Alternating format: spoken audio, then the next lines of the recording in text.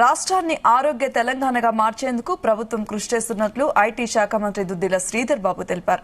ప్రభుత్వ ఆసుపత్రుల్లో మౌలిక సదుపాయాలు కల్పించి రోగులకు మెరుగైన వైద్యం అందిస్తామన్నారు. ఎస్ఆర్ నగర్ లో ఓ ఆసుపత్రి ప్రారంభోత్సవంలో పాల్గొన్నారు మంత్రి. ఆరోగ్య తెలంగాణగా తీర్చిదిద్దేందుకు ప్రభుత్వం చేస్తున్న కృషికి ప్రైవేట్ ఆసుపత్రులు సహకరించాలని సూచించారు. ప్రజలకు ఇచ్చిన హామీ మేరకు ఆరోగ్య పరిమితిని 10 లక్షల వరకు పెంచామని చెప్పారు.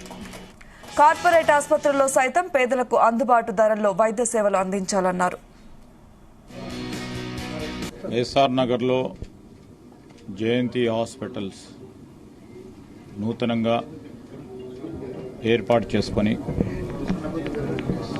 డాక్టర్ శరత్ చంద్ర గారి ఆధ్వర్యంలో అనేక మంది ప్రముఖ డాక్టర్లు ఈ హాస్పిటల్ నిర్మాణంలో భాగస్వాములై మరింత ఆరోగ్యపరమైన హాస్పిటల్ సేవలను ప్రజలకు చేరువలో తీసుకురావాలని, పేదవారికి వైద్యాన్ని మెరుగైన రీతిలో అందించాలని డాక్టర్ శరత్ చంద్ర గారు ఒక ప్రముఖ సీనియర్ కార్డియాలజిస్ట్ నిమ్స్ హాస్పిటల్లో, ఇతర ప్రముఖ హాస్పిటల్లో దాదాపు 3 దశాబ్ద కాలంలో పనిచేస్తూ ఈరోజు వారు హాస్పిటల్ స్వయాన వారి మిత్రులతోని ప్రారంభోత్సవం చేయడం చాలా సంతోషం.